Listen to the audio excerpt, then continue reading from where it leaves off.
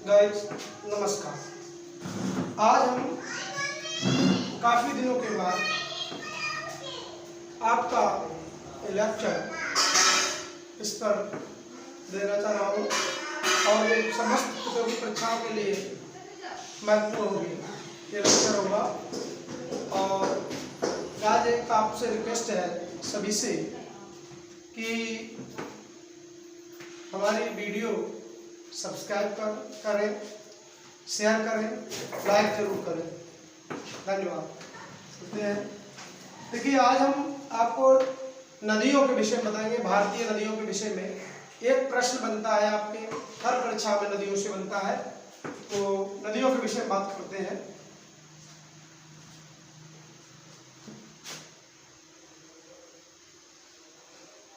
ये आपका भारतीय में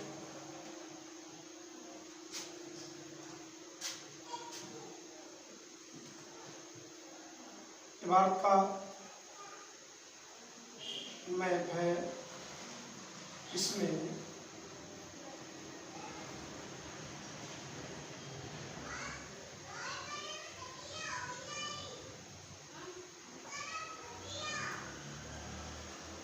तरीके के आज हम उत्तर भारत की नदियों के कुछ नदियों के विषय में बात करेंगे। जैसे आपकी सिंधु नदी है। सिंधु नदी जो है आपकी मानसरोवर झील से निकलकर और ये अरब सागर में गिरती है। ये कौन सी है? सिंधु नदी। सिंधु नदी। इसी में अब इसकी कुछ सहायक नदियां हैं। जैसे महत्वपूर्ण कुछ सहायक नदियां, झेलम, ये आपकी झेलम नदी है, इसकी सहायक नदी सिंधु की। झेलम के बाद एक चिनाब नदी है, चिनाब है, चिनाब नदी है। और इसी में आप एक रावी है, रावी नदी, ये आपकी रावी नदी है। और रावी की बात आती है सतलज, सतलज है, इसकी सहायक नदी सिंधु की, सतलज, सतलज। और सतलज की ब्यास सहायक नदी है ब्यास, और ये ब्यास नदी है। और सतलज जो है, अब इसमें सतलज नदी पर भाखड़ा नामक बांध है, और ये ब्यास नदी है, ब्यास, ब्यास नदी रही। ये जो है आपके उत्तर से लेकर के उत्तर से दक्षिण की तरफ इनका क्रम है। ये सभी 5 नदियां, इसकी महत्वपूर्ण 5 नदियां इसके बाएं किनारे पर बाएं तट की सहायक नदियां कहलाती हैं। बाएं तट पर, क्योंकि ये बाएं तट पे उधर वाला जो है ऊपर ही है, वो दायां तट है। और गैस ये जिधर से नदी निकलती है उधर से उसका तट देखा जाता है। अब इसमें आपकी ये झेलम हो गई, ये आपकी चिनाब हो गई, ये आपकी रावी हो गई, ये ब्यास है, और ये आपकी सतलज है। ये आपकी सतलज नदी है। इसे हमने तीर से यूं दिखा दिए, इधर दिखा दिए, तीर से जो नाम है इसके दे रहे हैं, तीर लगा के। इधर रावी है, इधर ब्यास है। अब इनमें ये नदियां जो है, इनके बीच में एक दोआब, जब दो पानी यहाँ पर मिलते हैं वो दोआब कहलाता है।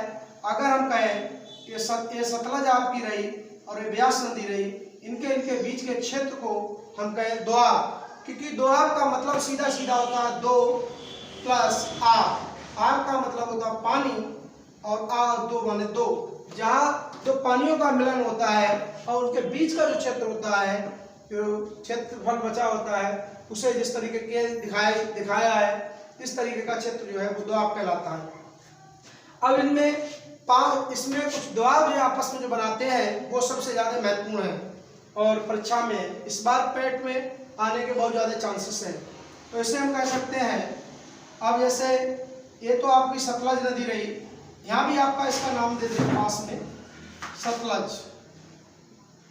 ये सतलज रही, ये ब्यास रही, और ये आपकी रही रावी नदी, रावी है, और ये आपकी चिनाब है, चिनाब रही, और ये आपकी झेलम नदी है, झेलम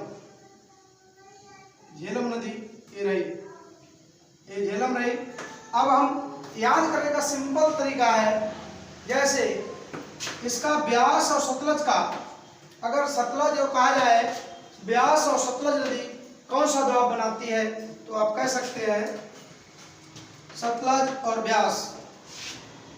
तो इसमें देखिए ब्यास का वा ले लीजिए, तो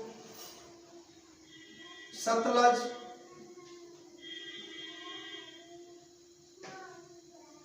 व ब्यास के बीच का दोआब कौन सा कहलाएगा? जो सतलज और ब्यास के बीच का वा का व्यास का वा ले लीजिए और इसका सा ले लीजिए, तो ये हो जाएगा इनके द्वारा बनाया गया जो दोआब होगा उसे कहेंगे विस्त दोआब कहते हैं, इसे विस्त दोआब कहेंगे। अब बात करते हैं ब्यास और रावी, क्योंकि यहाँ ये जो वाला क्षेत्र है ये दोआब है, इस दोआब को किस दोआब के नाम से जानेंगे? क्रम से देखते जाएं, रावी और ब्यास के बीच का जो दोआब बनेगा वो कैसे आप देखेंगे? देखें, ये आपका बनेगा इसका वा और इसका रा का री कर देंगे तो ये बन जाएगा बारी दोआब। कौन सा दोआब बनेगा दोस्तों? बारी दोआब बनेगा। अब इसी तरीके से अब आपका रावी और चिनाब के बीच का इस दोआब का क्या नाम होगा? इस दोआब का क्या नाम, इधर देख लेते हैं। रावी व चिनाब नदी के बीच का दोआब को क्या कहेंगे? इसका रा से रे कर ले और इसका चिना ले ले तो ये जाएगा इसका रा से रे और चना, इसका चना ले ले और इसका रे ले ले तो रेचना दोआब हो गया, ये रेचना दोआब कहलाता है। इसी तरीके से अब चिनाब और झेलम की बात करते हैं। चिनाब और झेलम नदी के बीच का दोआब की बात अगर करते हैं तो आपका ये दोआब बन जाएगा, ये झा है, झा को जा भी बोलते या झा भी बोलते हैं, चाज या चाज, ये दो नामों से जाना जाता है, चाज आबलिक चाज,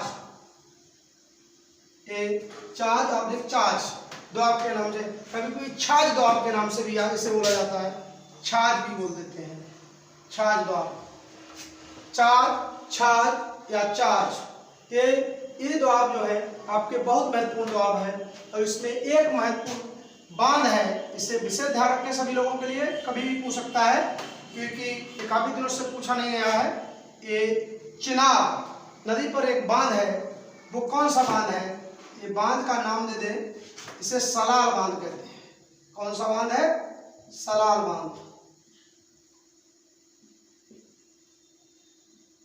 इसे सलाल बांध है, इस पे विद्युत परियोजना बनाई गई है, इस पे भी, तो ये भी याद रखें। और ये इसके विशेष करके दोआबों के नाम जरूर याद रखें और इनमें क्रम आपको याद रखना है, उत्तर से दक्षिण की तरफ इन नदियों का क्रम याद रखना पड़ता है। विकल्प क्वेश्चन पूछ देता है इसका उत्तर से दक्षिण में सही क्रम है तो क्या है, तो इस तरीके से क्वेश्चन भी बनते हैं।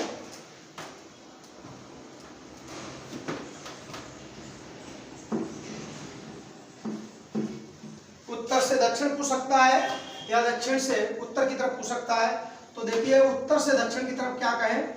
झेलम, सबसे उत्तर में इसकी सहायक नदी कौन सी है? झेलम। इसके बाद है चिनाब नदी है, इसके बाद आपकी है रावी, और रावी के बाद कौन सी है? ब्यास, और ब्यास के बाद कौन सी है? सतलज। सतलज नदी है। ये तो हो गया झेलम, चिनाब, रावी, ब्यास, सतलज। अब इसमें प्रश्न कैसे बन सकता है कि उत्तर से दक्षिण में सही क्रम है, निम्न में से नदियों का सही क्रम है।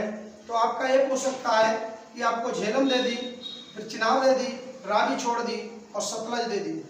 ऐसी स्थिति में तो इनका एक ये ना समझने, बहुत से छात्र ये कहते हैं कि ये चीज गलत है। ये गलत नहीं, क्योंकि वो बीच की छोड़ दी रही उत्तर से दक्षिण में ही इसका रहा क्रम। तो कभी कभी दक्षिण से उत्तर में पूछ देगा तो सतलज, ब्यास, रावी, चिनाब, झेलम इस तरीके के क्या रहते हैं, इस तरीके से क्वेश्चन इस पे बनते हैं।